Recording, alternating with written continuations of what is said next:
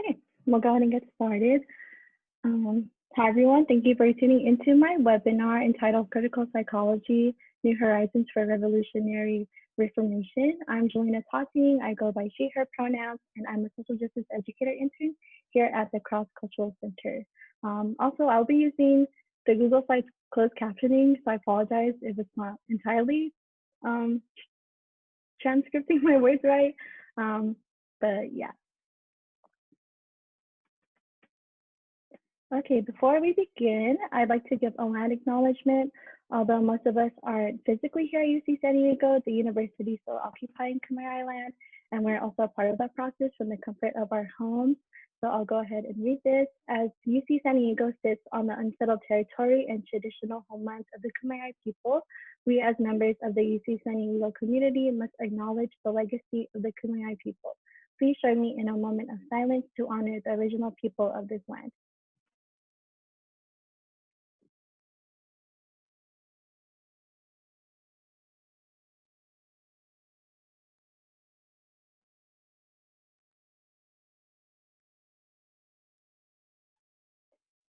Okay, thank you.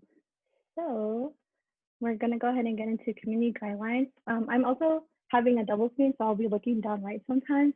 I apologize for that. But my original plan for this presentation was actually to have it in person, and it was supposed to be very discussion based. So I would love for that to translate as much as possible to online. I have discussion questions posed throughout this presentation. Also, if y'all feel free to react to anything that I'm sharing. I think that'd be really cool to utilize the chat as much as possible. So with that, I wanted to talk about some community guidelines that I hope we can adhere by so this can continue to be a welcoming space.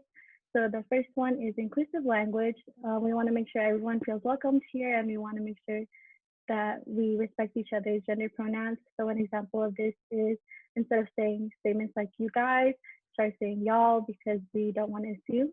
Another one is brave space. So as we're sharing today, this is in contrast to safe space because I can't guarantee that that it's always gonna feel safe, but I do commend folks who are sharing to like be brave in this space. Another one is to lean into your discomfort. So if you ever find yourself on the edge of your seat and you really want to share, but something's just holding you back, I encourage y'all to lean into your discomfort because you'll be surprised at what you'll share, and you'll also be surprised at how much other folks will get from what you have to share. Another one, I really this one doesn't really apply here. Take space, make space because we are using the chat feature. But usually, if this was in person, it'd be that if you find yourself taking up a lot of space, then you make sure to check that and try to provide that space for other folks. Another one is Vegas rule. So what is said here stays here, but what's learned here leaves here. We folks might be talking about some personal anecdotes. I know that we will get into some of that. So we want to make sure that if you do learn something from that, that's fine to take out of this space, but we want to protect folks' privacy and make sure we're not bringing everyone's business everywhere. And then the last one is say it ugly. I got this from AFSIS community guidelines.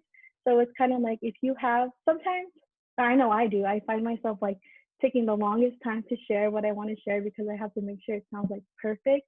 But I want to encourage y'all that I want to encourage y'all that it's fine to say it ugly because we are a community, and you shouldn't have to feel like everything needs to be perfectly stated to be shared, because we are going to be talking about some ugly stuff today too. But yeah. Cool. And then I also wanted to give a quick trigger warning. There will be some brief discussions of domestic violence and gun violence.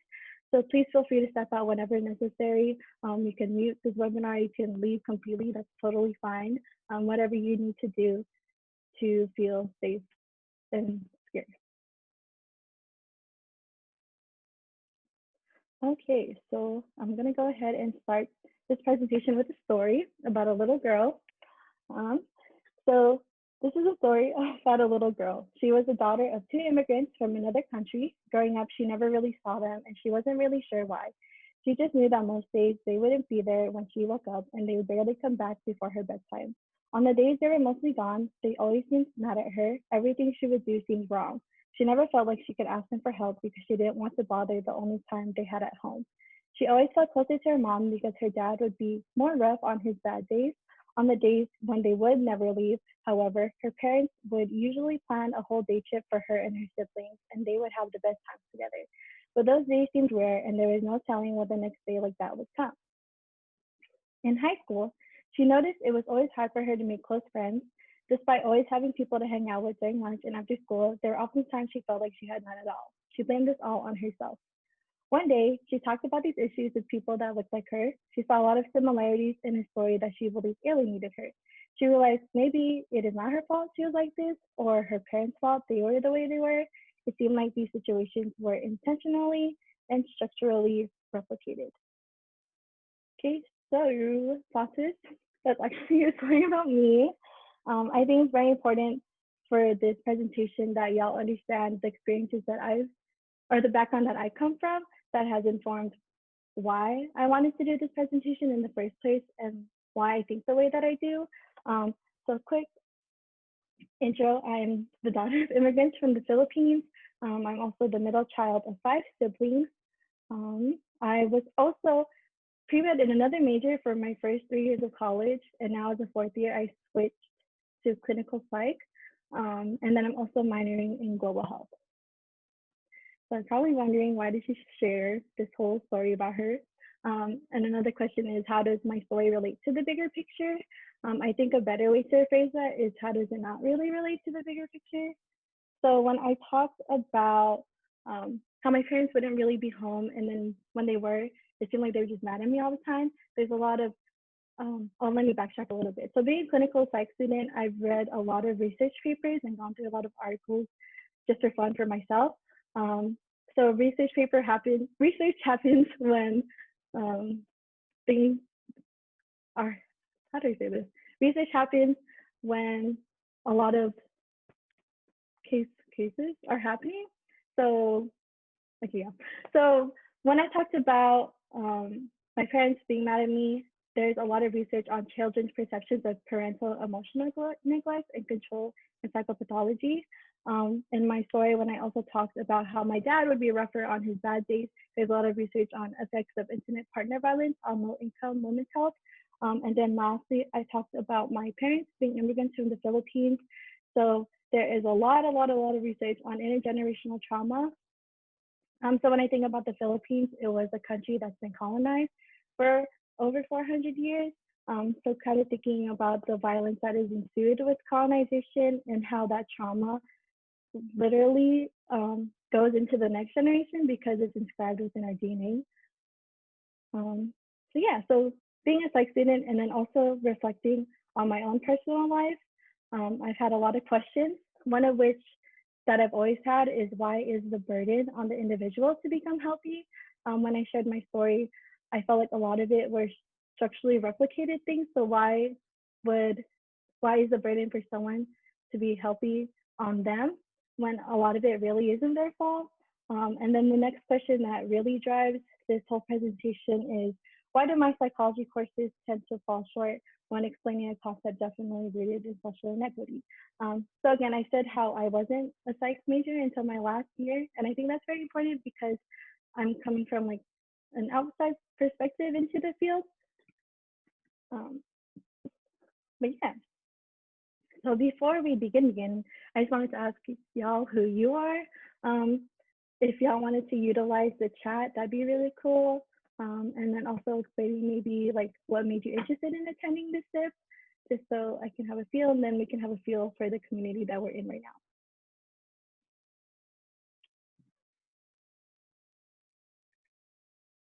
And also, if you're using the chat feature, make sure to use it or set it to all panelists and all attendees. Okay, cool. So we have a couple responses. I'll just read them aloud, but I won't say anything. We have psych students here to learn better about inclusivity. Psych majors that saw this event on Facebook. Sociology student want to learn more about how social inequities affect their psychological well-being. Someone, Diana, a new first-gen graduate student in the SCSU MA Sociology program starting August 2020. I want to conduct research related to intergenerational trauma too. I'm so glad I'm attending this webinar. Thank you for sharing experiences and knowledge. Thank you. And then we have interest in critical pedagogy and mental health. How can this apply to work in P27? Cool.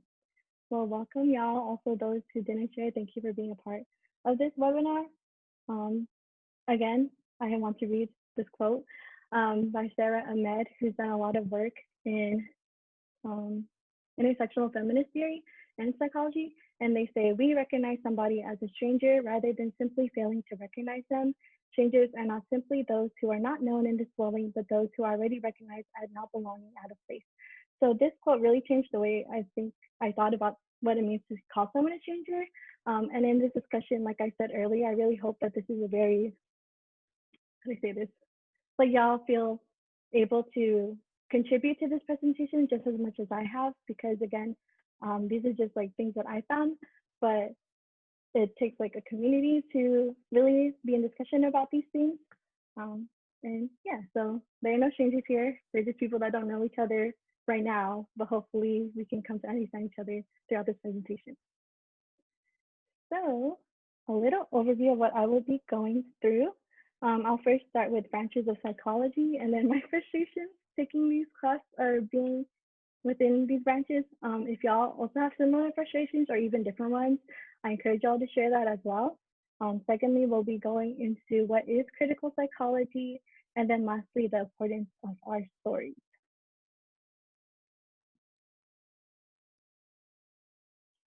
Cool.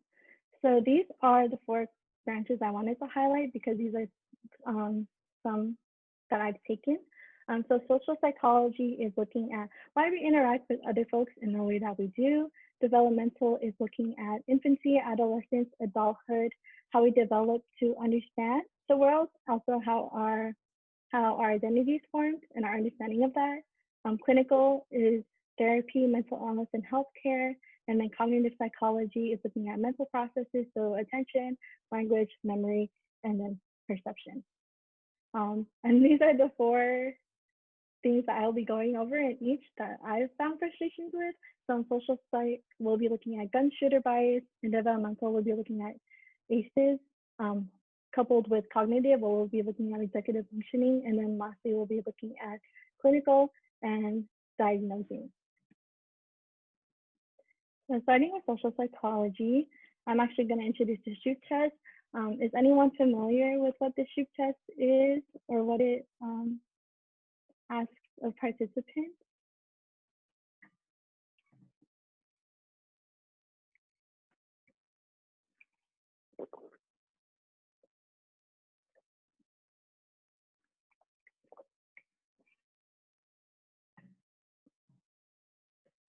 Cool, so we have a couple no's and 1 yes.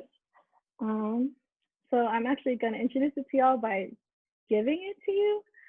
So when I play this video, what you're going to want to do is say the color of the words, but you're not going to want to read the words. So as fast as you can, I want y'all to, in the comfort of your homes and your mics aren't on, go ahead and say the color that you see, but not what it's written as. Does that make sense? Hopefully.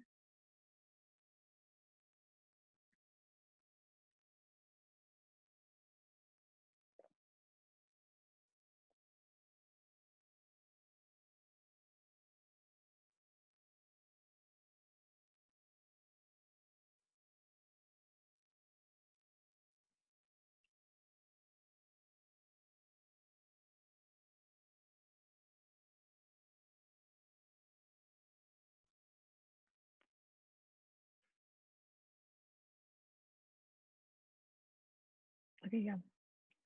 Hopefully y'all got the gist of it. If anyone wanted to share like how that was it hard? Was it easy? That'd be cool. Why was that difficult? It was hard. So hard. Yes,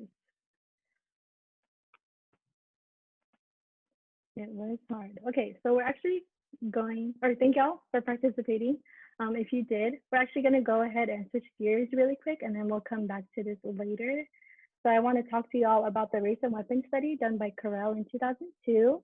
So in this study, participants played a video game where they saw a young white or black man in various settings, and their task was to shoot if the man had a gun, but don't shoot if he did not in less than a second, so as fast as possible. So kind of covered, but the dependent variable was how long it took for the participants to select their answer, as well as how many errors they made. So here is a graph of the results. And I'll go ahead and break this down really quick. So on the left side, we have on the y-axis reaction time versus whether they were unarmed or armed.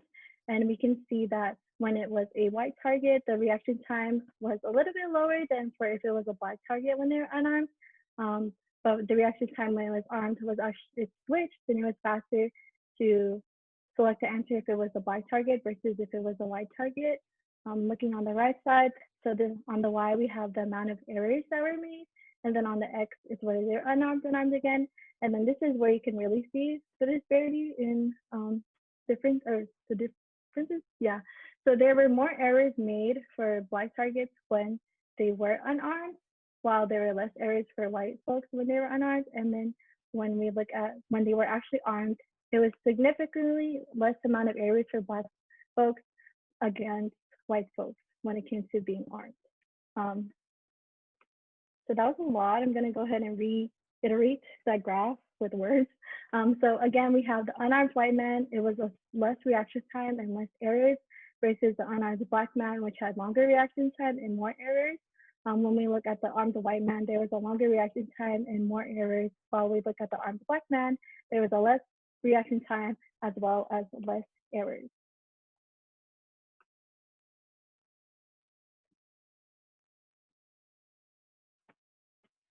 So what's going on and what do we do with that information? So I've taken a social psychology class as well as psychology of consciousness class where I was taught about this study.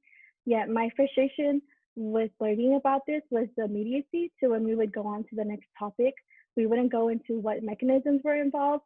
And to me, it felt like, okay, here's the disparity that we're showing y'all. We know it lives, there's research that happens and we know it lives in our brain, but that's it. And then we just go on to the next subject. So with that appreciation, I went ahead and looked at the actual research study, and I found that they actually made a connection to the shoot test and the shooter bias. So when y'all were doing the shoot test, your goal, you had a task X, right? And then there was this variable Y that shouldn't really matter, which is task X was to say the color, and task Y was to ignore what the color spelled. And so Y was infringing on X when it technically shouldn't really matter. And then those are the same mechanisms that are happening for the shooter bias. So how come, where are we getting these messages that are informing our unconscious, our seemingly unconscious desire, or not desire, but bias, yeah, our seemingly unconscious bias.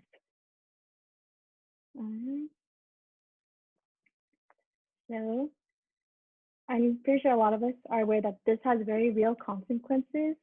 A couple folks that I want to mention is Amadou Diallo, Sean Bell, who was at his bachelor party, Timothy Thomas. These are all Black men who were unfortunately murdered to police violence, and they were unarmed. And yeah, so this bias has very real consequences. And then a question I wanted to ask y'all is, why do y'all think these two are never discussed together? Especially if in the actual study, Corral connects the shoot test. Why do y'all think that in class we don't learn about these things?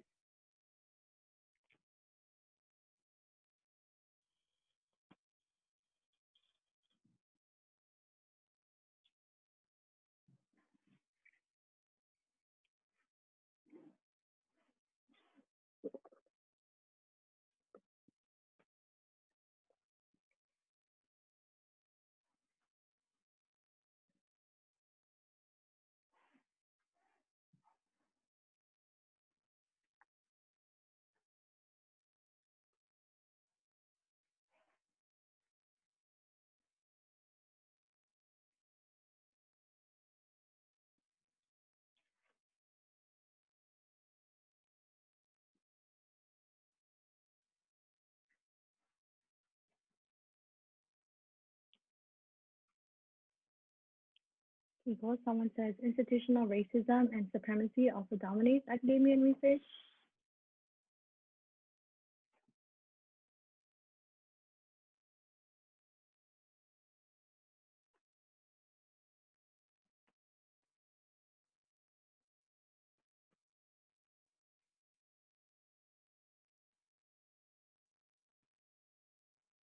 Another person says, I feel like psychology and other social science departments can be apolitical at times because they're scared to talk about social issues, even though, as you're saying, it is important to address these issues in these fields. So yeah, thank you all for sharing. That's very true, and I definitely agree. Um, I think something I want everyone or y'all to think about is where are the messages coming from for the shooter bias and why does that happen in the first place? Because when looking at the participants that were in this study, a lot of them took a survey and agreed that they were not explicitly racist, but we can see that it kind of lives implicitly within them. So something that's also I thought about was just saying that that thoughts, sometimes your own thoughts are not your own because they come from messages that you grew up with, and when they're constantly repeated on the outside, you kind of think that they're your own messages, and then they live inside your brain. I don't know if I said that weird, but yes, we're gonna go ahead and move on to the next branch. So developmental psychology, this is the growth, change, and consistency through lifespan. I'm gonna actually link this with cognitive cognitive psychology. So this is the study of the mind as a mental processor. So how do these two combine? When we're looking at the development of the brain, healthy development of the brain throughout childhood leads to better performance on cognitive processes.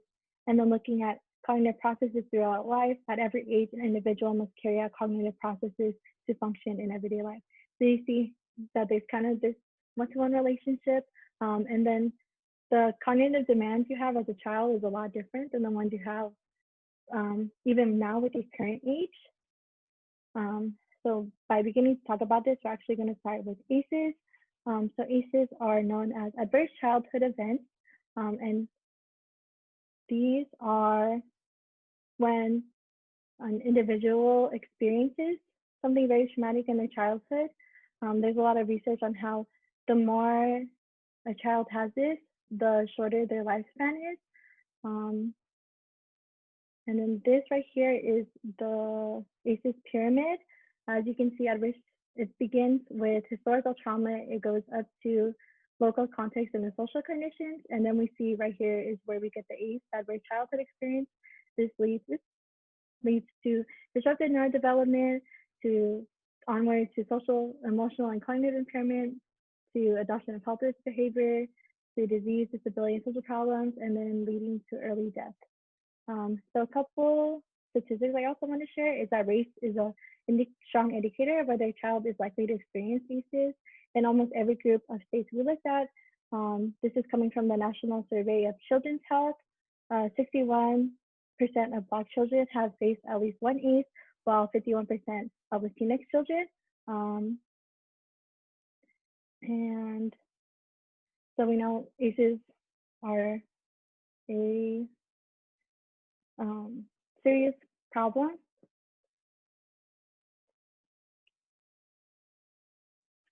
Okay. And then we're going to go ahead and again switch gears, but then come back to this later. We'll be going into executive functioning. So this is within the realms of cognitive psychology. Executive functioning can be boiled down to 3 points. So planning, flexibility, and then inhibiting habits, but also starting new ones. So when we think about everyday life, everyday's cognitive demands, there's always a little bit of planning involved, there's always flexibility involved. And then something important I wanted to highlight is inhibiting habits, but also starting new ones.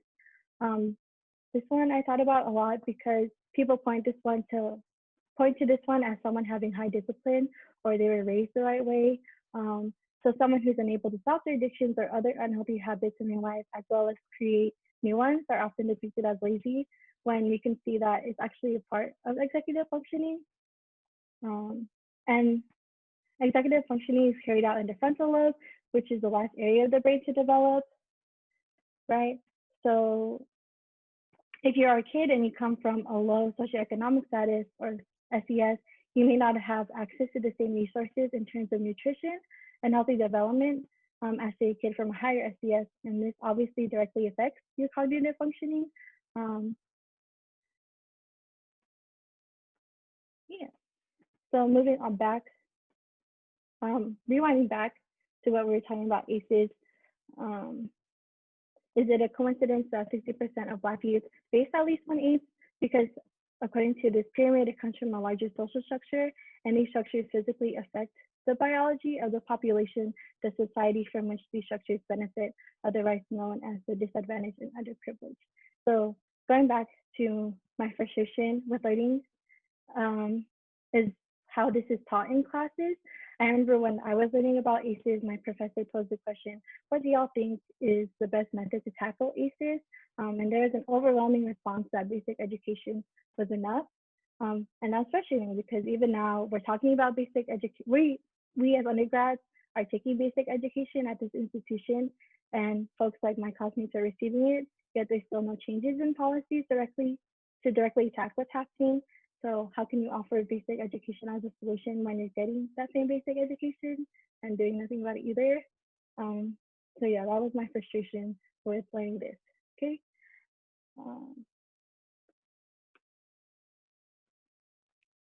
We will now move on to the last branch before we talk about critical psychology.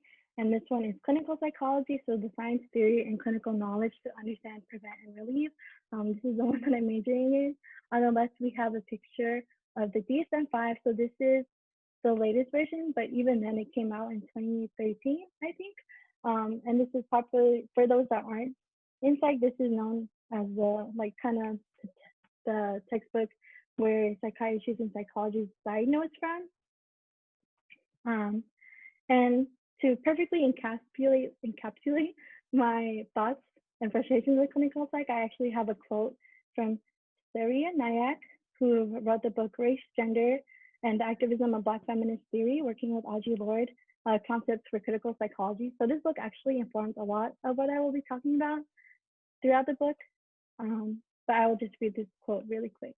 It is a prime example of the injustice of psychology that uses its particular knowledge base and practices to diagnose patients who are in pieces by subjecting them to interventions and ideological approaches that replicate the very process of fragmentation that is at the heart of the patient's presenting trauma.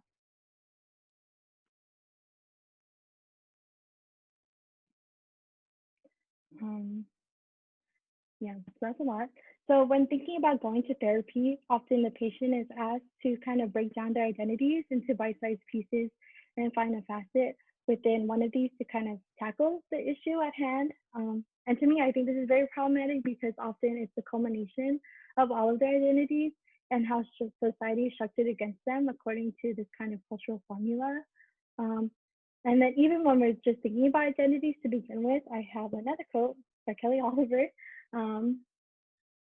It kind of probably over wrong, but I'll just read this. In other words, nouns such as Black, white, mixed race, man, woman, and transgender are unable to establish any stable fixed meaning, representation, or identity category across all possible worlds, yet these nouns exist and act as pointers for recognition. The key is not in the nouns, but how nouns act as envelopes or containers that transport and transform racist and sexist social structures into racist and sexist. So that's the psychic structures. It's kind of overridden. So yeah, so connecting both of these together, I think about how the way that I perceive identities is that they aren't actually real things, yet they have very real consequences because, as Oliver put it, they act as these containers to transport and transform the racist, sexist social structures in our outside world into our psyche.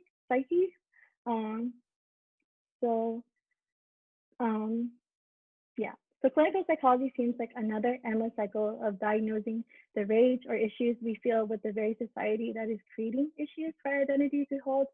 Taking this back to when we're talking about ACEs and executive functioning and the development of a child generationally, that also felt like another cycle that would just keep happening. if nothing like would actively put a stop to it. So yes, I had all these questions as a psych student, um, and that and it was having conversations with other folks that I was able to learn about this field called critical psychology. So a quick definition of critical psychology is that when we look at traditional psychology, it focuses on the individual and tends to only consider society as it relates to that individual, while critical psychology argues that the traditional perspective undermines the establishment of community and even supports and strengthens unjust social systems. So critical psychology also emphasizes the ways in which class and class barriers in society affect the thinking, actions, and mental health of individuals. Um, so I had no idea that this whole field existed almost my entire like career at UCSC. Um, and I feel like there's a reason why, which we'll get to later. But I'm going to go ahead and start with the origins of this term. So I put quotations around the word term because I feel like while it originated in this one area, that doesn't mean that everyone around the world wasn't. There weren't folks that weren't skeptical. This is just where the kind of the institutional version of critical psychology originates from. But it started from the German student movement in Germany. um, and according to Horst Gumlach, a famous professor of philosophy, he said that during the student revolt in the late 1960s arose the request for a leftist critique of so-called bourgeoisie psychology and for the construction of a new psychology in the service of the repressed proletariat, repressed women, and repressed ex-colonial peoples. High hopes were set on Marxism as the basis for both objectives. Various alternatives of psychology that followed a Marxist model came to be known under the term critical psychology. Um, so just to break that down even a little bit more, um, proletariat is referring to the working class people, and then bourgeoisie is referring to the capitalist class who owns most of society's wealth. Yeah. So, and again, to further break this down, so Ian Parker is a very known name when it comes to critical psychology. He broke it down into 4 points because it is a huge field. And I'm going to go ahead and go through each of them and then also kind of break them down as well. So the first one that he states is that critical psychology is the systemic examination of how some varieties of psychological action and experience are privileged over others, how dominant accounts of psychology operate ideologically and in the service of power. So here I want to highlight the some varieties part of psychological action and experience are privileged over others. Um, I feel like that one kind of self-explains how there is, even within psychology, there is an imaginary hierarchy of what is more talked about and what is shared and what isn't. And then going on to number 2, critical psychology is the study of the ways in which all varieties of psychology are culturally, historically constructed, and how alternative varieties of psychology may confirm or resist ideological assumptions in mainstream media. So this one, I wanted to highlight the ways in which all varieties of psychology are culturally, historically constructed. So this is looking at the ways that we come to know psychology as it is today institutionally. So when I think about this question, I think about the way that some knowledge is seen as legitimate while others are not. So how do I say this? Yeah, so the way that we know psychology today and how did it come to that point? Because there are things that are being withheld within our psychology curriculum, and why are we withholding those things? Is it to benefit someone with Asian identities? That's a question. Yeah. So number 3, we're looking at the study of forms of surveillance and self-regulation in everyday life and the way in which psychological culture operates beyond the boundaries of academic and professional practice. So in this, I wanted to highlight the way in which psychological culture operates beyond the boundaries of academic and professional practice. I think the way that I interpreted this is looking at how we can't keep a lot of what I've learned about psychology is obviously at this institution, but we can't keep that information from our communities because everyone's psyche is affected by the mechanisms highlighted in psychology. So we need to look at the way that the psychological culture does not only how do I say this, isn't only working within these institutions, but also outside, and how something is in my mouth, and how it's also used in the professional field.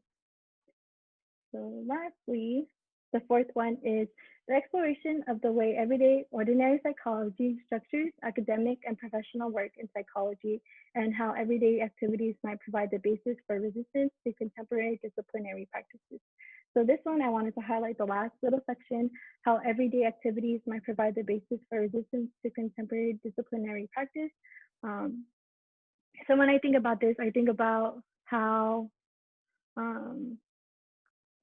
today, when we are in conversation with one another, I feel like that is serves as basis for resistance, because going back to number two about the ways psychology is the way it is today and what is counted as like legitimate psychology, I think it ties to the point that's being made in four, because um, psychology shouldn't be only in the institutional point of framework. Does that make sense? Um, but yeah, so like when we are in conversation today about the things that we're going through, I think that we're also providing resistance for this contemporary disciplinary practices. Okay.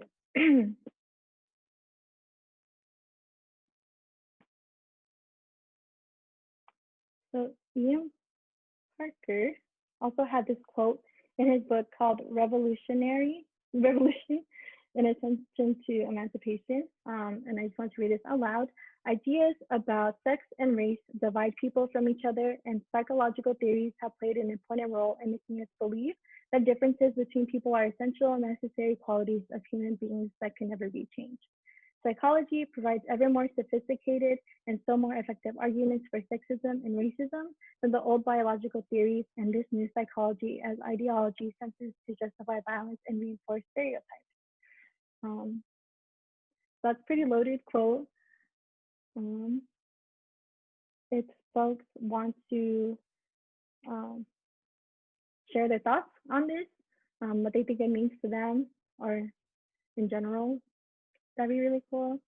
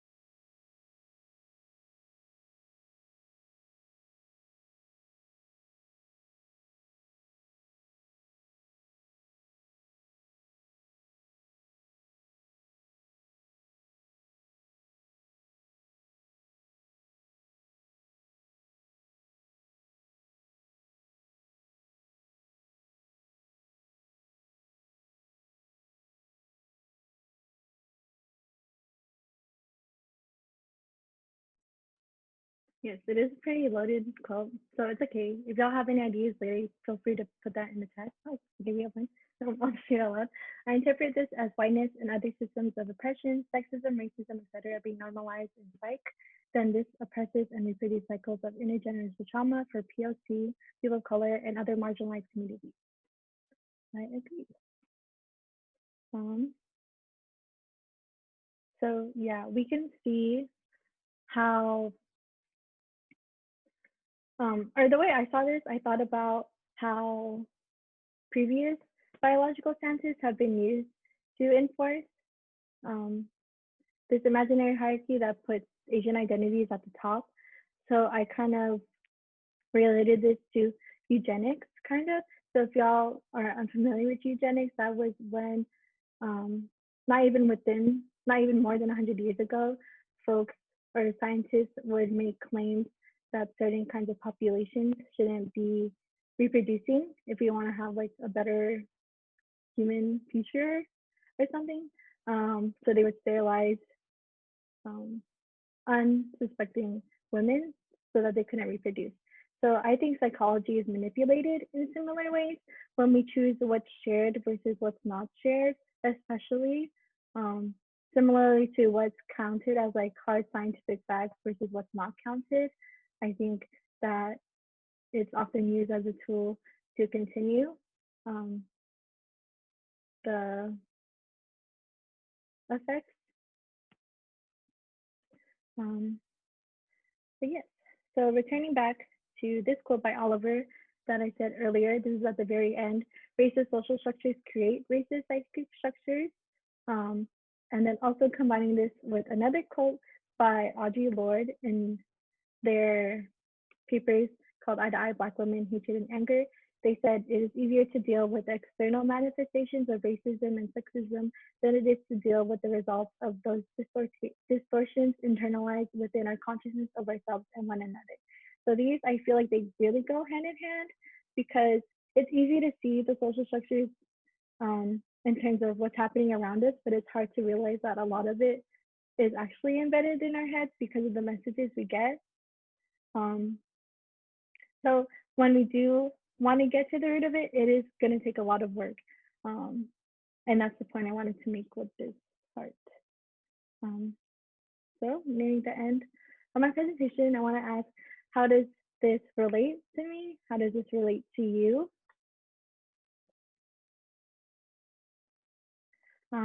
And to answer that, we'll be going back to this number 4 of Ian Parker's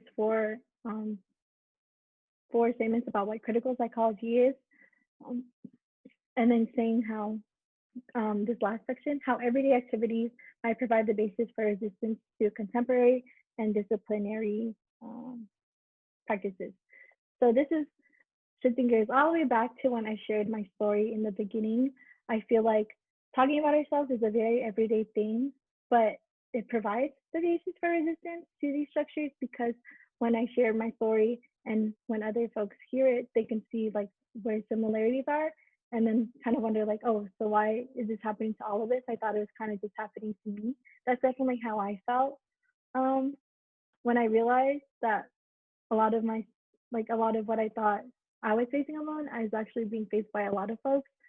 And then that also kind of led me to realize like also there are folks with more identities that put them at different intersections of oppression, and we need to fix all of this. Um, so I wanted to actually give y'all an opportunity to share a little piece of your story by going to menti.com. And then if you could enter 724827. So on this website, everything's anonymous. Also, you don't have to share if you don't want to. But again, going back to leading to discomfort, you'll be surprised at what you could get, at what you will be able to say aloud, and then also how other folks can feel less alone from it. And again, what I was emphasizing about how I really want this presentation to also be a very much a community presentation. So I'm gonna go ahead and share.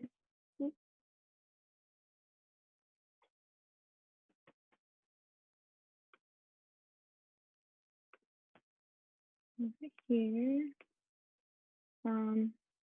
And then whatever y'all type, it'll just show up. But I'll give a couple minutes for folks that may want to share. And this could be very like ordinary things, I think. Oops,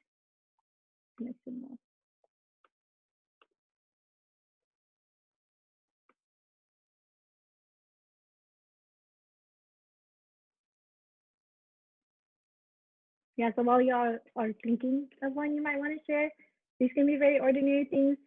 Something I think of is like losing your wallet. Um, for someone that comes from a lower SES, so socioeconomic status, that includes like having to go to different appointments to re-get your cards, losing whatever cash you had, and you don't know like if that was the only cash you had for the month. And then you compare that to someone who comes from a higher SES and where losing their wallet isn't really that big of a deal.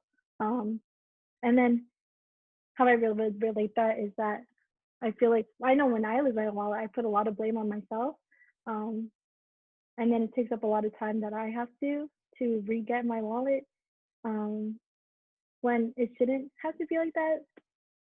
It shouldn't have to be like this whole like my whole entire life is shifted because I lost the wallet. If that makes sense. Um, but yeah.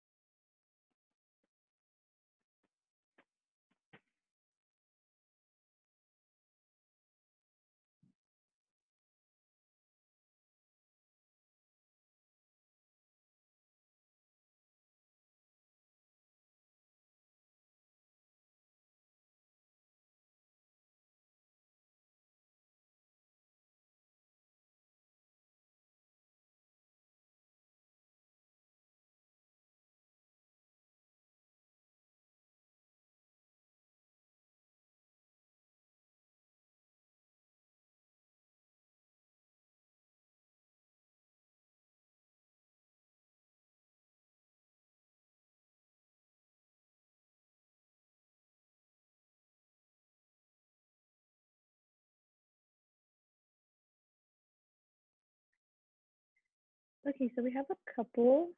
Um, if folks are still writing, go ahead and keep writing. Not being able to speak out or be heard unless what I said was restated by a male. I definitely relate to that. I think, especially to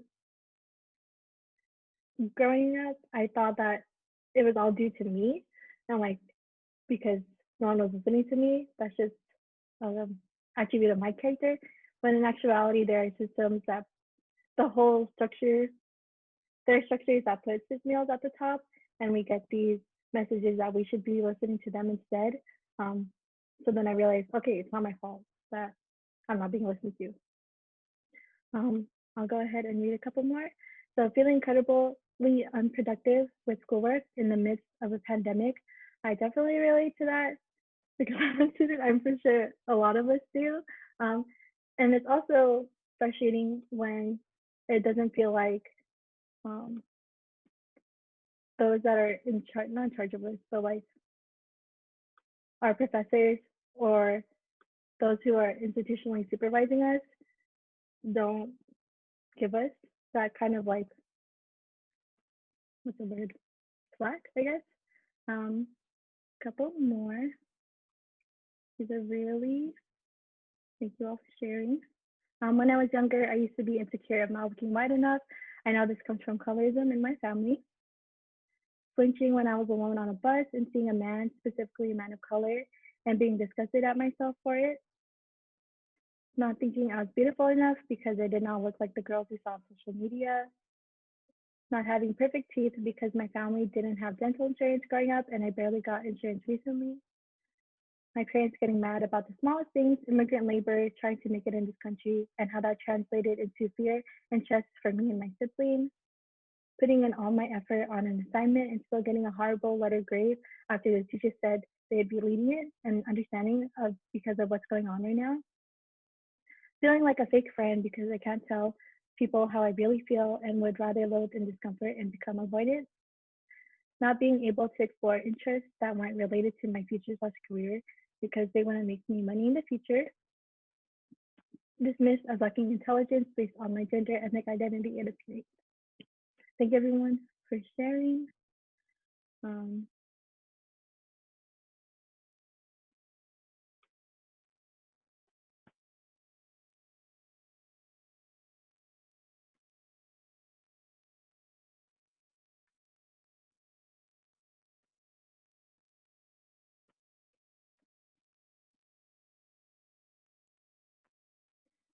But yes, so I think it's very cool reading all of these and seeing a part of myself in all of them.